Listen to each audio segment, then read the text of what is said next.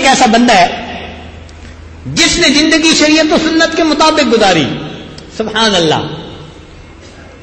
قیامت کے دن حساب کتاب ہوگا, پتہ چلے گا جی یہ غیر محرم سے بچتا تھا, آنکھوں کو بچاتا تھا, نگاہیں نیچی رکھتا تھا, اللہ کی دی ہوئی نعمت کو صحیح استعمال کرتا تھا.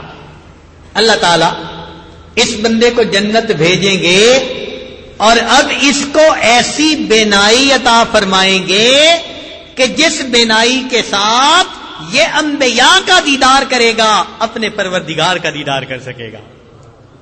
ایسی آنکھیں دیں گے اللہ. دنیا میں یہ بندہ اپنے کانوں کو صحیح استعمال کرتا تھا, اللہ کا قرآن سنتا تھا, نبی علیہ السلام کی نعت سنتا تھا, وعظ و نصیحت سنتا تھا, خیر کی باتیں سنتا تھا, غیبت سے بچتا تھا اور اس قسم کے گناہوں سے بچتا تھا. قیامت کے دن ثابت ہو گیا اس بندے نے کانوں کی نعمت کو صحیح استعمال کیا. اللہ تعالیٰ اس بندے کو جنت بھیجیں گے اور یہ نعمت بڑھا کر اس کو واپس دیں گے. کیسے بڑھائیں گے؟ ایسی سماعت عطا فرمائیں گے کہ جنت میں جب اسے اللہ کا دیدار ہوگا, جنت عدن میں حدیث پاک میں آتا ہے اللہ تعالی سورہ یاسین کی تلاوت فرمائیں گے, جنتی اپنے کانوں سے اس تلاوت کو سنیں گے.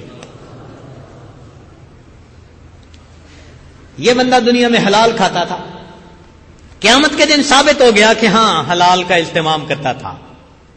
اب اللہ رب العزت جنت میں بھیجیں گے اور جنت کے ایسے کھانے عطا فرمائیں گے, حدیث پاک میں آتا ہے کہ وہ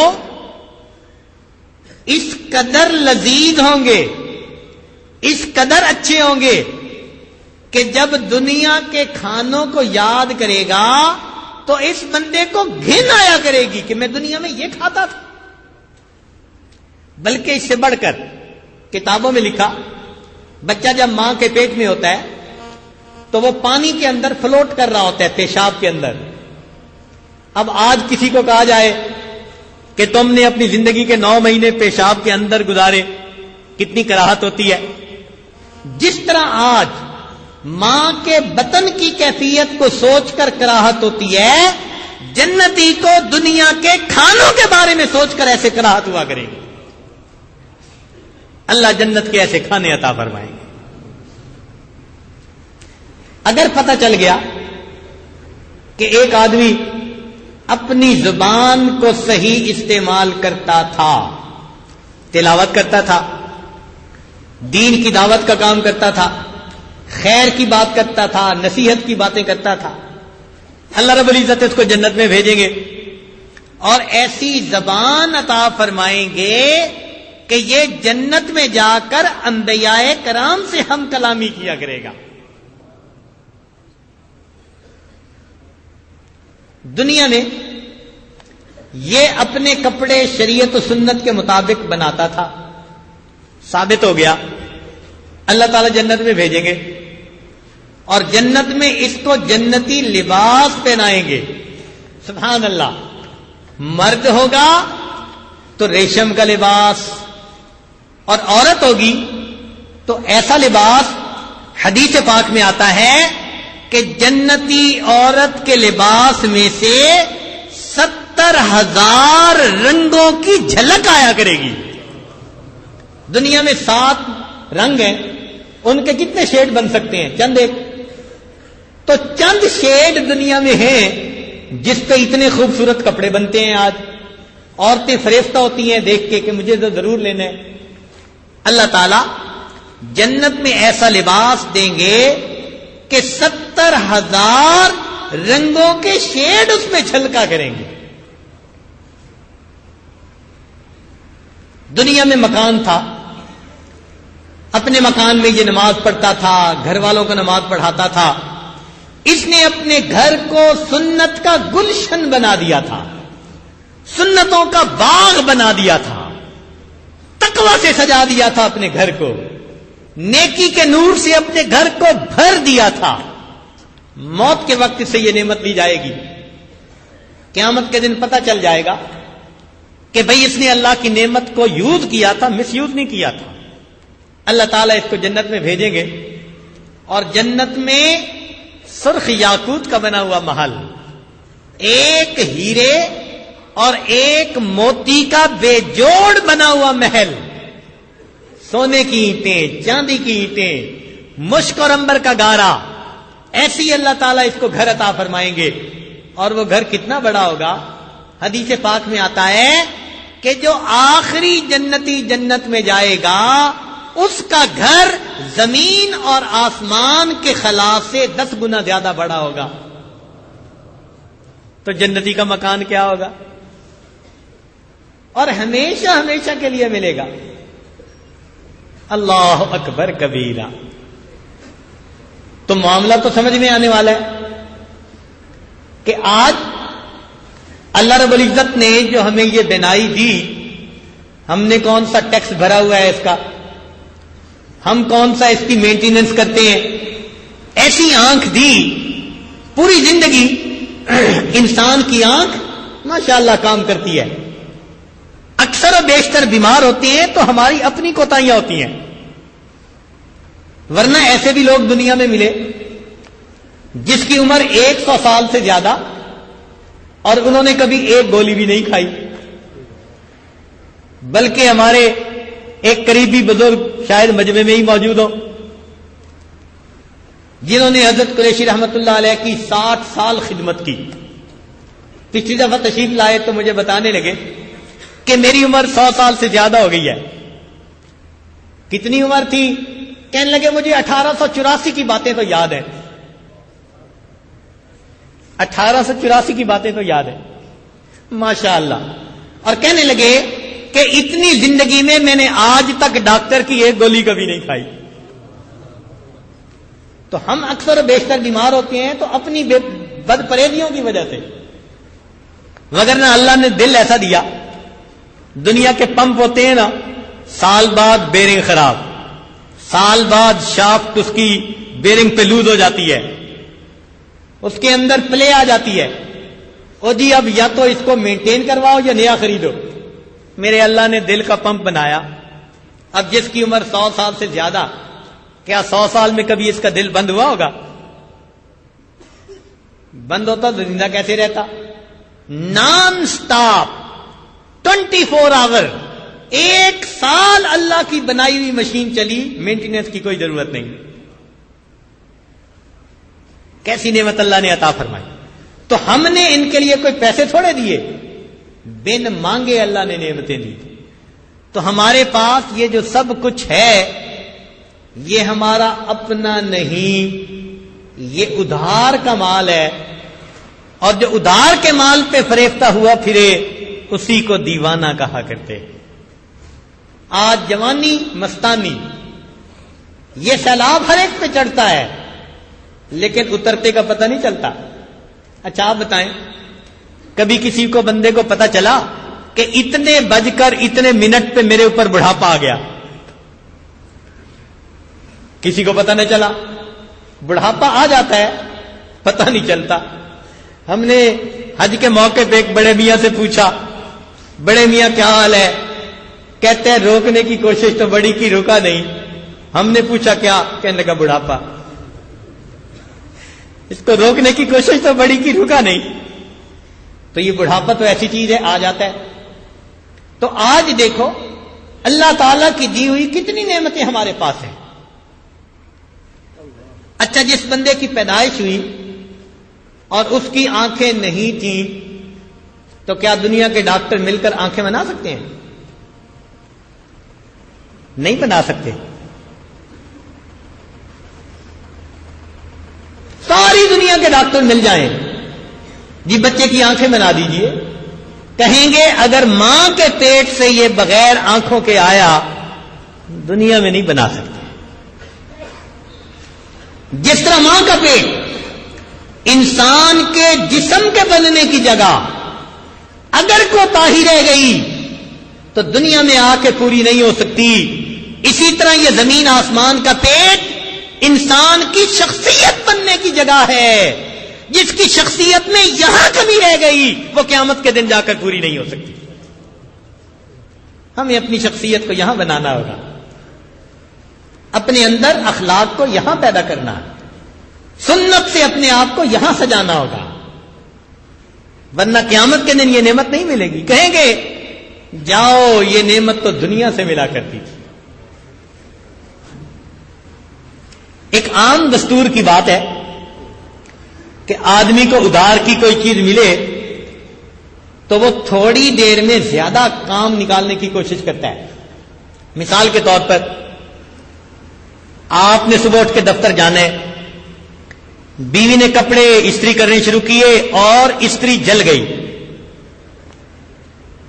اب کیا حل بھائی, نئی تو بازار سے اتنا جلدی آ نہیں سکتی, تو وہ جو ساتھ گھر ہے آپ کے بھائی کا ان سے منگوائے گی بچے کے ذریعے. اگر وہ استری دے دیں گے نا تو آپ کے کپڑے استری نہیں کرے گی, اپنے بھی کر لے گی, بچوں کے بھی کر لے گی, ایک دن کے نہیں 2-4 دنوں کے کر لے گی. کہ جی ہو سکتا ہے آنے میں دیر لگ جائے, تو میں بار بار تو نہیں نا چیز مانگی جاتی.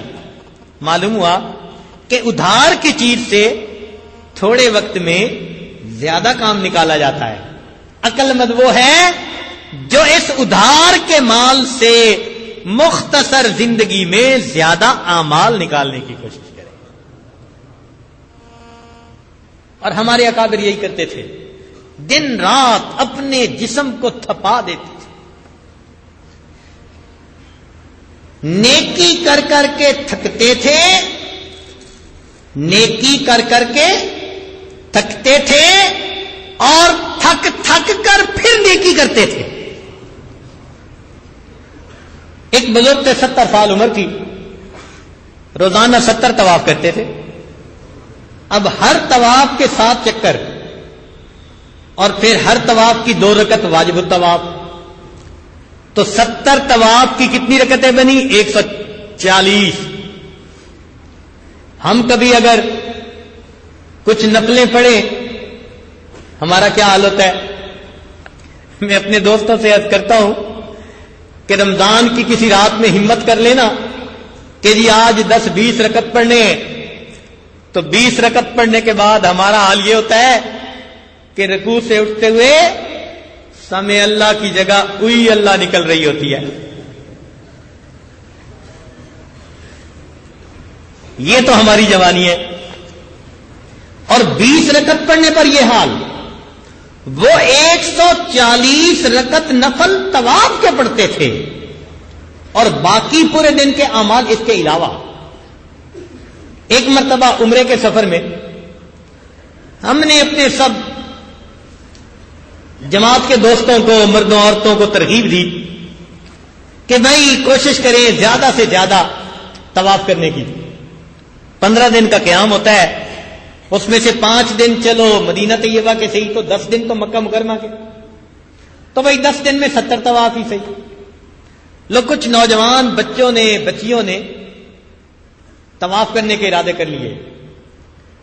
100 آدمیوں سے زیادہ کا گروپ تھا, شاید 1 یا 2 بچوں نے 10 دنوں میں 70 طواف مکمل کیے.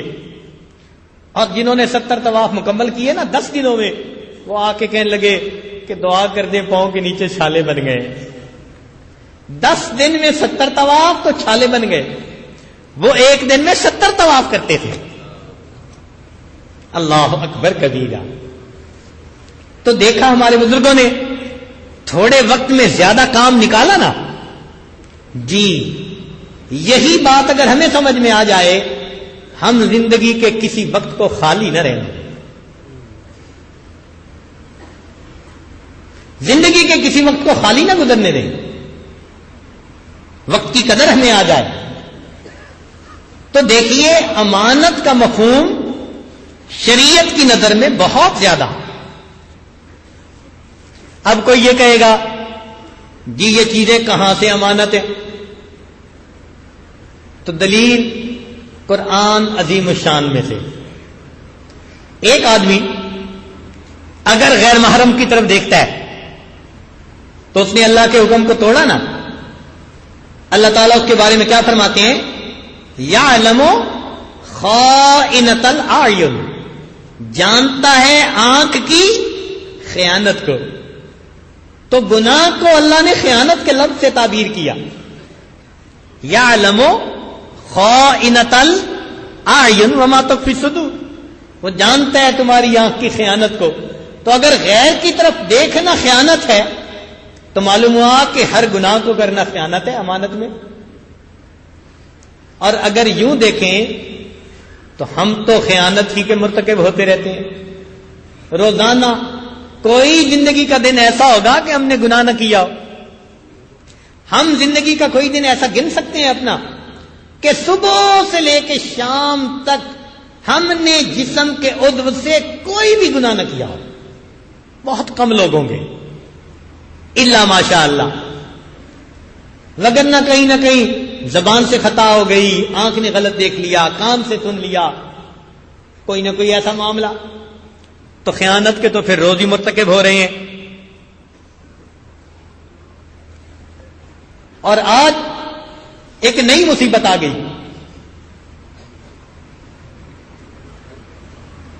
آج ایک نئی مصیبت آ گئی.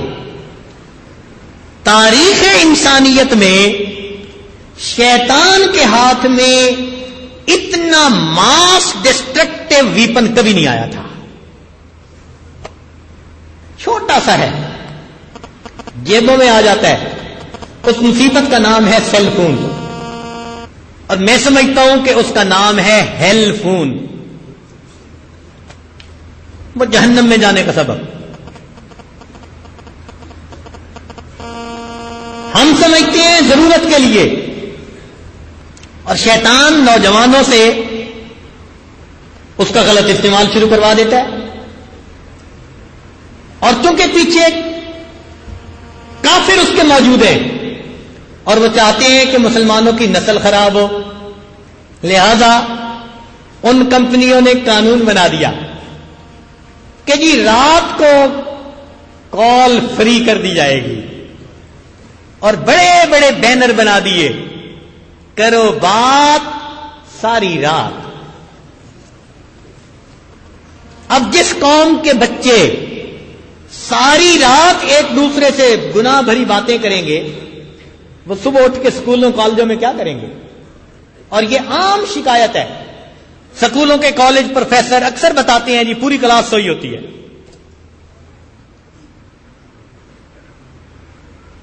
جس بچے کو دیکھو اسی کے ہاتھ سے فون. چلو پہلے تو کچھ رکاوٹ تھی کہ ماں باپ خرچہ دیں گے تو اس میں کچھ کریڈٹ ڈالا جائے گا. نئی مصیبت آ گئی، فون کسی کا، کریڈٹ کوئی بھیج رہا ہے. گناہ کے راستے آسان کر دیے، ایزی لوڈ. ماں باپ کو پتہ بھی نہیں، نوجوان بچے ایک دوسرے کے اکاؤنٹ میں پیسے بھیج رہے ہیں. ہمارے پاس ایسی مثالیں آئیں کہ ایک بچی کے پاس 4 سال سے فون تھا اور اس کے ماں باپ کو یہ بھی پتہ نہیں تھا فون ہے یا نہیں ہے اس کے پاس.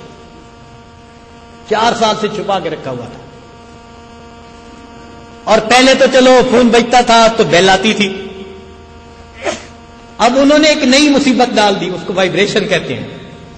جیسے دل دھڑکتا ہے نا، وہ تھوڑی تھوڑی دیر بعد اس کا بھی دل دھڑکنا شروع ہو جاتا ہے.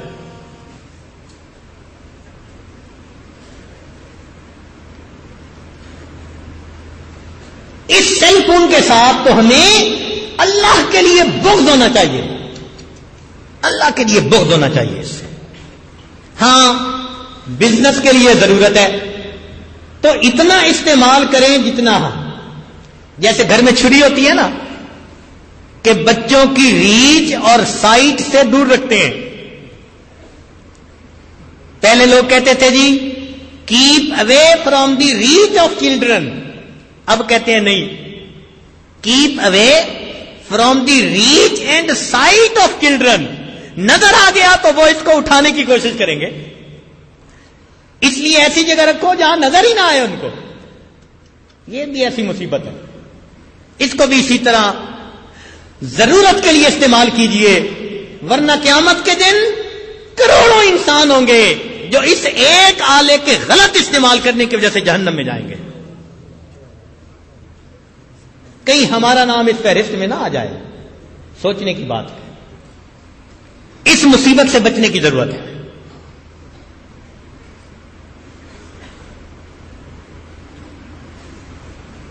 اور پھر نوجوان بچے ایک سے بات نہیں، درجنوں سے باتیں ہو رہی ہیں. ایک جیسے فکرے درجنوں کو سنائے جا رہے ہیں، ایک جیسے میسج درجنوں کو کیے جا رہے ہیں. وقت ضائع، اسکول کی تعلیم ضائع، گریڈ نہیں آتے بچوں کے. ماں باپ کہتے ہیں جی بچوں کا دل نہیں لگتا. ان کا دل کیسے لگے؟ مصیبت جو آپ نے لے کے دی ہوئی ہے. تو اس لیے یہ اللہ رب العزت کی نعمتوں کا مس یوز کرنا ہے. اب غیر محرم سے گھنٹوں باتیں کرنی، کانوں کا غلط استعمال، زبان کا غلط استعمال، امانت میں خیانت. تو امانت کا مفہوم شریعت کی نظر میں بہت بڑا ہے. اب ذرا مسئلہ سنیے. ایک دوسری دلیل، شریعت نے خودکشی کو کیوں حرام کہا؟ اب کوئی بندہ چاہے کہ جی بس میں مرتا ہوں، شریعت کہتی ہے حرام. تم ایسا کام نہیں کر سکتے. کیوں؟ کہ بھئی اگر کرائے کے مکان میں رہتے ہو اور کہو جی میں مکان گراتا ہوں تو مالک کیا کہے گا؟ تم ہوتے کون ہو گرانے والے؟ ہم اگر چاہیں کہ خودکشی کر لیں، اللہ فرمائیں گے تم ہوتے کون ہو خودکشی کرنے والے؟ جسم تو میرا دیا ہوا ہے. حتیٰ کہ اگر کوئی بندہ کسی کو لکھ کر دے دے کہ آپ مجھے قتل کر دیں، شریعت کہتی ہے کہ بندے نے اجازت دے دی لیکن دوسرا اس کو قتل کر نہیں سکتا. کیوں؟ یہ مالک نہیں ہے، یہ تو یوزر ہے اس کا. اس لیے شریعت نے خودکشی کو حرام قرار دیا کہ یہ ہمارے پاس ادھار کا مال ہے. یہ جسم ایک امانت ہے. ہم اس جسم کو اس طرح استعمال کریں جیسے ہمارا پروردگار چاہتا ہے. اس طرح اگر استعمال کریں گے تو پھر جب اللہ کے حضور جائیں گے اللہ تعالیٰ اس کے بدلے جنتی جسم عطا فرمائیں گے. اللہ اکبر کبیرہ. من پسند کا حسن عطا فرمائیں گے. حدیث پاک میں ہے کہ جنت میں ایک بازار ہوگا، جنتی جائیں گے اور جیسے ان کا جی چاہے گا ویسا ان کو حسن وہاں مل جائے گا. یہ جنت کا بیوٹی پارلر ہوگا. دنیا کے بیوٹی پارلر میں تو عورتیں جائیں بھی صحیح تو اوپر جسم کے لیپ ہی مل سکتی ہیں اور کیا کر سکتی ہیں؟ نہ نقش نین بدل سکتی ہیں نہ رنگ بدل سکتی ہیں. ڈسٹمپر ہی کر سکتی ہیں نا اوپر. تو بیچاریاں ڈسٹمپر کر کے آ جاتی ہیں اور پھر پھنس جاتی ہیں شادی میں. اب شادی میں نماز کا وقت ہو گیا تو یہ وضو کیسے کرے؟ راز کھل جائے گا کہ اوپر سے تو لگ رہی تھی حور اور اندر سے نکل آئی ڈین. اس لیے اگر 10 گھنٹے بھی شادی کی تقریب میں رہنا پڑے تو نمازیں گئی. ہاں پہلے سے وضو کیا ہوا ہے تو چلو پڑھ لیں گی پڑھنے والیاں، ورنہ کہتی ہے جی مجبور ہیں ہم چہرہ کیسے دھوئیں؟ چہرہ دھونا مصیبت ان کے لیے. یہ تو دنیا کے مسئلے، مگر آخرت میں تو ایسے نہیں ہوگا. جنتی عورت جب اس جگہ پر جائے گی، حدیث پاک میں آتا ہے سوچے گی کہ میری آنکھیں ایسی ہو ویسی بن جائیں گی، میرا چہرہ ایسا ہو ویسا بن جائے گا، میرے رخسار ایسے ویسے بن جائیں گے، دانت ایسے ویسے بن جائیں گے، ہونٹ ایسے ویسے بن جائیں گے. سوچئے تخیل میں جو خوبصورتی آئے گی عورت سوچے گی اللہ اپنی رحمت سے وہ نعمت عطا فرمائے. کس لیے یہ نعمتیں ملیں گی؟ یہ دنیا میں غیر محرم مرد سے بچتی تھی، اپنے آپ کو چھپاتی تھی. آج اس کو اختیار ہے، اس نے میری نعمت کا ٹھیک استعمال کیا، آج یہ میری اس نعمت کو جتنا چاہے حاصل کر لے. تو اگر اس کرائیٹیریا کے اوپر ہم اپنے آپ کو تولیں تو کیا ہم اللہ کی دی ہوئی نعمت کو یوز کر رہے ہیں یا مس یوز کر رہے ہیں؟ تو امانت کا تصور شریعت کی نظر میں بہت زیادہ. اچھا چلیں جسم سے باہر نکل کے بات کرتے ہیں. ہم دوسروں سے جو چیز عاریتاً لیتے ہیں وہ بھی امانت ہوتی ہے، اس کو بھی صحیح استعمال کرنا چاہیے. اور آپ دیکھیں کہ اکثر اوقات ہم اس میں کوتاہی کرتے ہیں. مثلا کسی نے کھانا برتن میں بھجوا دیا تو شریعت کہتی ہے کہ کھانا اپنے برتن میں ڈالو، ان کے برتن واپس بھیجو. ہم کھانا تو ڈال لیتے ہیں اور برتنوں کو اپنا سمجھ لیتے ہیں، استعمال کرنا شروع کر دیتے ہیں، واپس نہیں بھیجتے. یہ عاریتاً دی ہوئی چیز کوئی ملکیت تو نہیں نہ بن گئی. لینا یاد رہتا ہے، واپس دینا یاد نہیں ہوتا. اور کئی مرتبہ تو اس برتن سے پھر وہ کام کرتے ہیں جو اپنے برتن سے نہیں کرتے. ہمارے ایک ساتھی کہنے لگے کہ ہم ایک جگہ کہیں جماعت میں گئے تو ایک صاحب مجھ سے لوٹا مانگ کے لے گئے سلور کا. جب میں نے دوسرے دن لیا تو بالکل کالا. میں نے پوچھا کیا؟ کہنے لگا چائے بنائی تھی.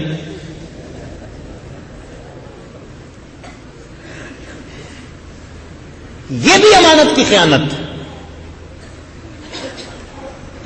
گاڑی کسی کی لیں گے، اپنی گاڑی چلاتے تھے، زمین میں دیکھتے تھے کھڈے کہاں ہیں، بچ کے گزرتے تھے. اب یہ چونکہ مانگی ہوئی گاڑی ہے، کھڈے کے اوپر سے گزرتی جا رہی ہے. یہ امانت میں خیانت. ہم اس کو ایسے استعمال کریں جیسے اس کا مالک چاہتا ہے. غلط استعمال کریں گے تو پھر ہم اس کے جواب دہ بنیں گے. چلیں یہ باتیں تو شاید طلباء کو کم سمجھ میں آئے. طلباء کی بات آئی، کتاب پڑھنے کو مانگتے ہیں، تو جب مانگ رہا ہو نا تو آپ سمجھ لیں کہ بس یہ کتاب گئی. اکثر یہ بیماری دیکھی گئی، بڑی لجاجت سے مانگیں گے، جی پڑھ کے واپس کر دوں گا. ایسے لگتا ہے جیسے بس اس ہاتھ سے لے کے پڑھیں گے اور دوسرے ہاتھ سے واپس کر دیں گے. لیکن لینے کے بعد بھول جاتے ہیں، واپس کرنی یاد ہی نہیں. مہینوں گزر جاتے ہیں. بلکہ ایک طالب علم تو عجیب بات کرنے لگا، کہنے لگا جی کہ ہم تو سمجھتے ہیں کہ جو اپنی کتاب کسی کو پڑھنے کے لیے ادھار دے وہ بڑا بے وقوف، اور جو ادھار لی ہوئی کتاب واپس کر دے وہ اس سے بڑا بے وقوف. اب اگر یہ صورت حال ہے تو پھر امانت میں خیانت کیا گئی؟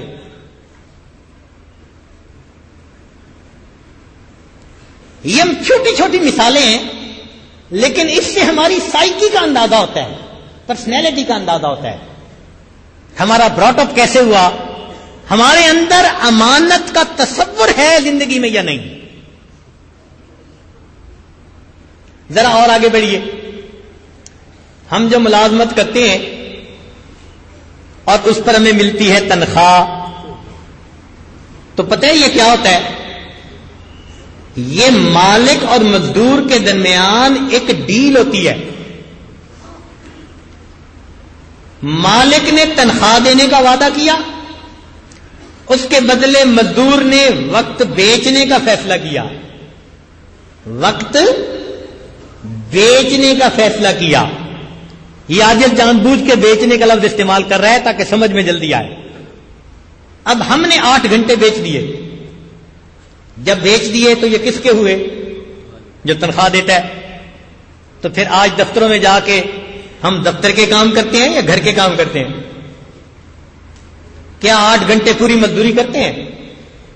8 گھنٹے کام کرتے ہیں؟ اللہ اکبر کبیرہ. اگر ہم ان 8 گھنٹے کو صحیح طرح مالک کے مطابق استعمال نہیں کریں گے تو رزق حلال کیسے بنے گا؟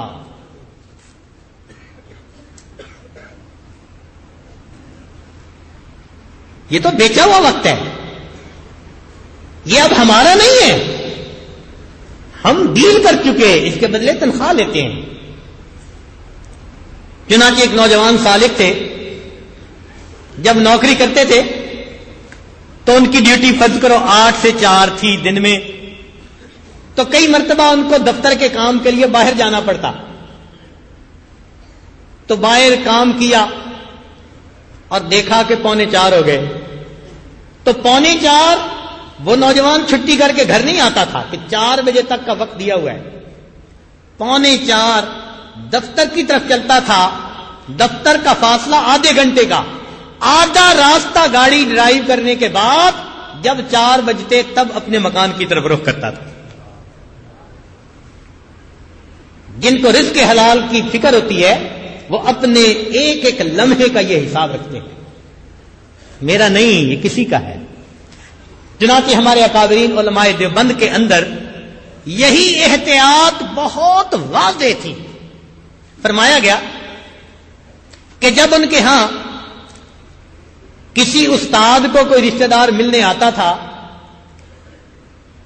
مجبوری ہو جاتی ہے کئی دفعہ، تو جیسے ہی ملنے آتا تھا وہ اسی وقت ٹائم دیکھ لیتے تھے، اور جب وہ واپس جاتا تھا تو ٹائم دیکھ لیتے تھے اور نوٹ کر لیتے تھے کہ میرا رشتہ دار میرے اس وقت میں 15 منٹ مجھ سے اپنی باتیں کرتا رہا، اور پورے مہینے میں یہ منٹ جمع کرتے کرتے گھنٹے بناتے، گھنٹوں کے دن بناتے، ایک دن یا 2 دن جب تنخواہ ملنے کا وقت ہوتا تو اس وقت جو خازن ہوتا تھا، خزانچی، اس کو بتاتے تھے کہ یہ وقت میں نے پرسنل استعمال کیا، میری تنخواہ میں سے اتنا پیسہ کم کر لیجیے۔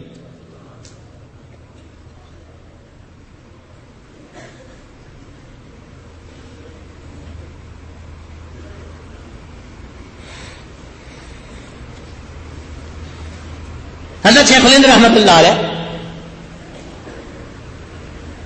تنخواہ تھی 10 روپے، دارالعلوم میں پڑھاتے پڑھاتے عمر گزر گئی، بڑھاپا آ گیا، مجلس شورا کے اراکین نے یہ سوچا کہ اب حضرت کو زیادہ تنخواہ دینی چاہیے تاکہ تھوڑی سہولت ہو جائے، تو اراکین نے مشورہ کر کے مجلس شورا نے تنخواہ 15 روپے کر دی، اور اس میں ایک حکمت یہ بھی تھی کہ آپ صدر معلم تھے، اور صدر معلم کی تنخواہ سب سے زیادہ ہوتی ہے، باقیوں کی اس سے نیچے ہوتی ہے، تو اوپر سے بڑھے گی تو باقیوں کی بھی بڑھ سکے گی، یہ بھی مجبوری تھی۔ چنانچہ مجلس شورا نے بندہ بھیجا کہ جی آج سے آپ کی تنخواہ 15 روپے کی جاتی ہے۔ حضرت گھر سے دارالعلوم آئے اور دارالعلوم میں مجلس شورا کے اراکین سے فرمانے لگے کہ آپ لوگوں نے میری تنخواہ کیوں بڑھائی؟ انہوں نے کہا جی اب آپ کی عمر زیادہ ہو گئی، سہولت ملنی چاہیے۔ فرمانے لگے نہیں، میں تو سمجھتا ہوں کہ میری تنخواہ آپ لوگوں کو کم کرنی چاہیے۔ انہوں نے پوچھا کم کیسے؟ فرمانے لگے جوانی میں زیادہ مشقت اٹھا کے پڑھا سکتا تھا، اس وقت تنخواہ 10 روپے تھی، اب وہ مشقت نہیں اٹھا سکتا، اب میری تنخواہ کم کرنی چاہیے۔ یا اللہ، یہ راز ہے ان حضرات کی اللہ کے ہاں قبولیت کا۔ دیکھنے میں انسان تھے، فرشتوں کی صفات اپنے اندر رکھا کرتے تھے۔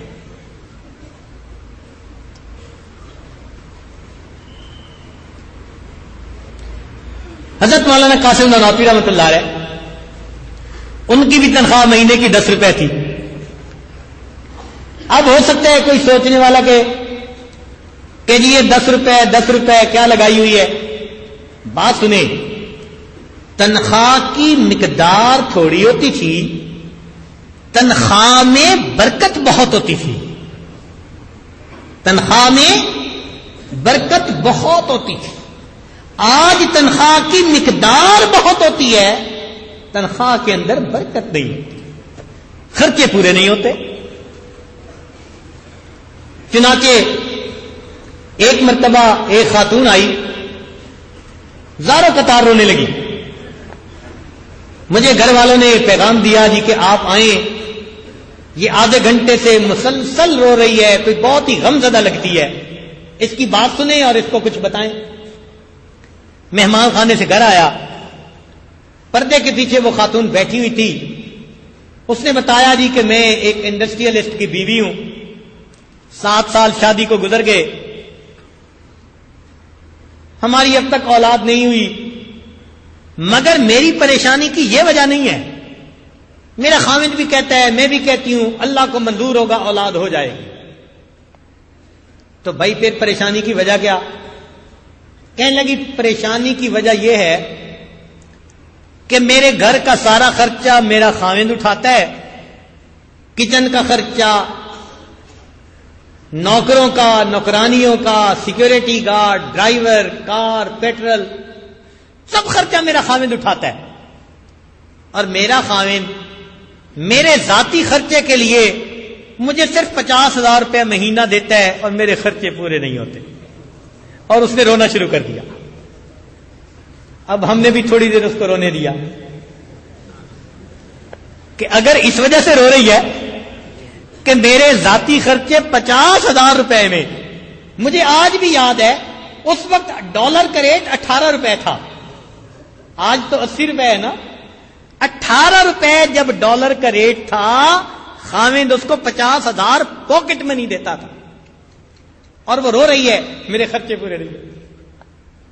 پھر اس کو کہا کہ اللہ کی بندی، آپ کا خاوند آپ کو دگنے پیسے بھی دے دے تو آپ کے خرچے پورے نہیں ہونے. وہ پریشان ہو کے کہنے لگی پیر صاحب آپ تو ایسا نہ کہیں. میں نے کہا بھئی اس کی وجہ ہے. اس نے کہا کیا؟ میں نے کہا کہ آپ کے پاس رزق ہے، رزق کی برکت نہیں ہے، اور جب تک برکت نہیں ہوگی آپ کے خرچے پورے نہیں ہوں گے. وہ بھلی عورت تھی، کہنے لگے جی کہ وہ برکت کیسے حاصل ہو سکتی ہے؟ ہم نے کہا بھئی توبہ کرو، پردے والی نیکی والی زندگی گزار لو. کہنے لگی جی توبہ کروا دیں. توبہ کے کلمات پڑھا دیے. اس نے ارادہ کیا 5 وقت نماز پڑھوں گی، برقع لوں گی، ایک مخلوط محفلوں سے بچوں گی، اور شریعت والی زندگی گزاروں گی. اللہ کی شان، 3 مہینے کے بعد اس کا فون آیا. پوچھا خیریت؟ کہنے لگے جی آپ کو بتانے کے لیے فون کیا، 5 وقت کی نمازی ہوں، تہجد بھی پڑھ لیتی ہوں.